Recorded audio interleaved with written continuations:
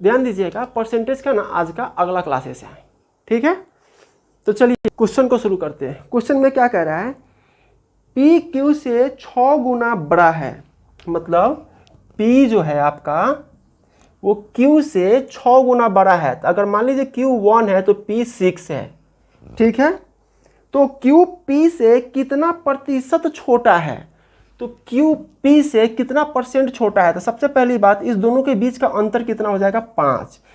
तो 5 बट्टा किसके कंपेरिजन में काम हो रहा था, पी के कंपेरिजन में। पी से ये कितना परसेंट छोटा है, तो ये लेंगे नीचे इंटू 100, ये काट दीजिए आप 50 और यहाँ पे हो जाएगा 3, ये हो जाएगा 50 को 5 से गुना करेंगे तो 250, नीचे हो जाएगा 3, तो ये हो जाएगा 8 3 का 24, मतलब 83 सही 1/3%। ये हो गया हमारा आंसर, ये हो गया हमारा आंसर। ऑप्शन नंबर ए हमारा आंसर है, ठीक है। क्वेश्चन देखिएगा, अगला क्वेश्चन में क्या कह रहा है कि 65 ग्राम 2 किलोग्राम का कितना परसेंट है। ये भी कोई सवाल होता है, 65 ग्राम 2 किलोग्राम का कितना परसेंट है। तो 2 किलोग्राम का कितना परसेंट है, 65 ग्राम। तो सबसे पहली बात 65 ग्राम ऊपर लिख दीजिए। 2 किलोग्राम को, 2 केजी को आप ग्राम में कन्वर्ट कीजिएगा तो इसको 1000 से गुना कीजिएगा तो ये 2000 ग्राम हो जाएगा। 2000 ग्राम, तो 2000 ग्राम कन्वर्ट कीजिएगा परसेंटेज में। 2 जीरो से 2 जीरो खत्म, 13 से ये कट जाएगा, 5 से कट जाएगा 13 बार में, ये 5 से कटेगा 4 बार में। अब ये कितना हो जाएगा, 13/4%। ये हो गया आपका आंसर। ऑप्शन नंबर ए आपका आंसर है।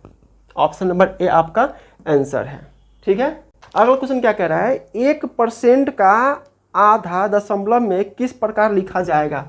तो भैया पहले ये तो 1% है, इसका हम आधा करेंगे तो ये हो जाएगा 0.5%। इसको फ्रैक्शन में कन्वर्ट करेंगे तो 0.5/100। अब ये जब पॉइंट के बाद एक अंक है, नीचे 2 को 0 है, तो ये हो जाएगा पॉइंट के बाद 3 अंक, तो एक अंक 5 है और 2 को 0 डाल देंगे। ये हो गया हमारा आंसर। पॉइंट नीचे जितना 0 होता है ना, पॉइंट के बाद उतना अंक चला जाता है।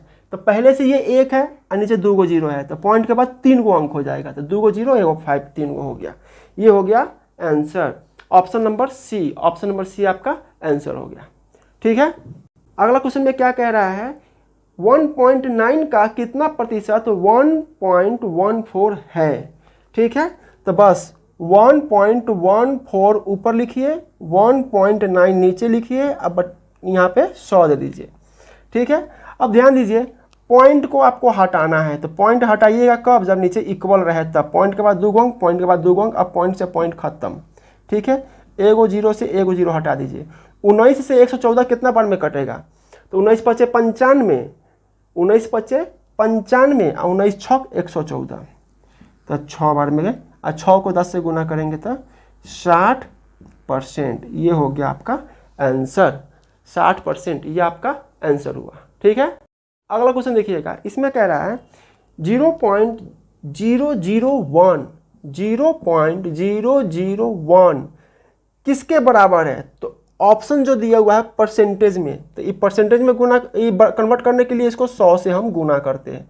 तो 100 से गुना करेंगे तो पॉइंट के बाद 2 गो अंक कम हो जाएगा, तो पॉइंट के बाद 3 गो अंक है, तो 2 गो कम करेंगे तो पॉइंट के बाद 1 गो अंक हो जाएगा, मतलब 0.1% के बराबर है। 0.1% ऑप्शन नंबर डी आपका सही आंसर है। अगला क्वेश्चन देखिएगा, अगला क्वेश्चन में क्या कह रहा है, यदि ए का 60%,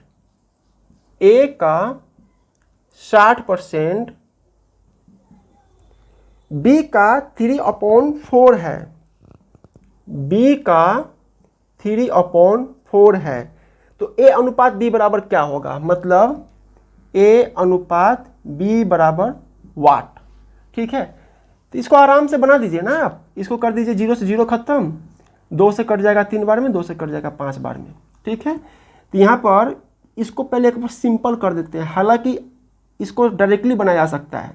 ये हो जाएगा a into 3/5 equal to b into 3/4। तो b को ले आइए इसके नीचे, a upon B equal to 3/4 तो ऐसा ही रह जाएगा। ये 5 ऊपर 3 नीचे, ये 5 ऊपर 3 नीचे, 3 से 3 खत्म, 5/4 ये हो गया आपका आंसर। a अपॉन बी का 5/4 ये हो गया आपका answer. Option number D, option number D आपका आंसर है। क्वेश्चन देखिएगा, अगला क्वेश्चन में क्या कह रहा है, यदि आधार बिंदुओं को इस प्रकार परिभाषित किया जाए कि 1% 100 आधार बिंदुओं के बराबर है, मतलब 1% किसके बराबर है, 100 आधार बिंदु के बराबर है, तो कितने आधार बिंदु 62.5% से 82.5% अधिक है। तो 62.5 से 82.5 मतलब 82.5 62.5, इसका अंतर कितना हो जाएगा 20। अब 1% ये 20% है, ये 1% 100 के बराबर है, तो 20% किसके बराबर हो जाएगा, इसको 100 से गुना कर दीजिए तो कितना हो जाएगा 100 × 20 मतलब 2000। ये हो गया आपका answer. Option number D, option number D आपका आंसर है। देखिए ये सब लिख ला कर रहे हैं सिर्फ हम आपके वजह से, ये तो आपको भी पता होगा कि इसको डायरेक्टली बता दिया जाएगा, डी ऑप्शन नंबर डी इसका आंसर है। ठीक है, अगला क्वेश्चन देखिएगा, इसमें कह रहा है जब कोई तरल अपनी ठोस अवस्था में जम जाता है तो उसके आयतन में 4% की वृद्धि हो जाती है। मतलब पहले अगर कोई ठोस 100% था तो जमने के बाद ये हो जाता है 104%। ठीक है, ठोस के वापस तरल में पिघलने पर आयतन में कितने प्रतिशत कमी होगी, पिघलने पर कितना परसेंट वो कम हो जाएगा। तो सबसे पहली बात, इस दोनों के बीच का अंतर कितना है 4। ठीक है, तो 4% इसका कम होगा, तो नीचे लिखेंगे हम 4/104 × 100। अब कितना बार में कटेगा 25 4 से, आई हो जाएगा 26, इसको काट दीजिए 2, इसको काट दीजिए 13, 25 दूना 50 अपॉन 13, 13 तिहाई 39, 11/13 ये हो गया आपका आंसर। 3 सही 11/13%, 3 सही 11/13%। Option number D, option number D आपका आंसर है। ठीक है, सबसे पहली बात आपको ना ये जो नीचे नंबर जो रखा जाता है, ये रखे कि ये रखे, इसमें अक्सर लड़का सब कंफ्यूज हो जाता है। ठीक है, तो जो सवाल जब हम बनाते हैं तो आप फोकस कीजिएगा कि किसके कंपैरिजन में काम हो रहा है, सवाल में किसका डिमांड कर रहा है वहाँ पे आने के लिए। ठीक है, एक बात बताते हैं, कभी भी मैथ को ना एकदम डिफ़िकल्ट सोच के मत बनाइएगा। अगर डिफ़िकल्ट सोच के बनाते हैं तो आपका ब्रेन काम नहीं करेगा। आप उसको एकदम नॉर्मल, एकदम कूल माइंड से बनाइए, एकदम कूल माइंड से। ठीक है, 100% आपसे बनेगा ही। अगला क्वेश्चन देखिएगा, अगला क्वेश्चन में क्या कह रहा है, यदि किसी वर्ग की भुजा को 10% बढ़ा दिया जाए तो उसके क्षेत्रफल में कितने प्रतिशत की वृद्धि होगी। सबसे पहली बात 10% बढ़ा रहा है, 10%। अगर हम इसको फ्रैक्शन में तोड़ते हैं तो क्या करेंगे हम, 10/100, 0 से 0 खत्म मतलब 1/10। अब ध्यान दीजिएगा, पहले था आपका ओरिजिनल, पहले जो था वर्ग का भुजा वो 10 था, 10 था साइड। ठीक है, 10% मतलब इसका एक ये बढ़ता है, ये इंक्रीज होता है। तो पहले जो था 10, बाद में इंक्रीज होके हुआ 11। अब इसका एरिया कितना, ये आपका साइड है, साइड है दोनों। अब इसका एरिया कितना हो जाएगा 100, इसका एरिया कितना हो जाएगा 121। इस दोनों के बीच का अंतर कितना हो जाएगा 21। ठीक है, 10% बढ़ाने के बाद साइड 11 हो जाता है, पहले वाला का एरिया 100 हो जाएगा। जब साइड 11 हो जाएगा तो इसका एरिया 121। चूंकि हम जानते हैं वर्ग का क्षेत्रफल होता है भुजा स्क्वायर, भुजा स्क्वायर।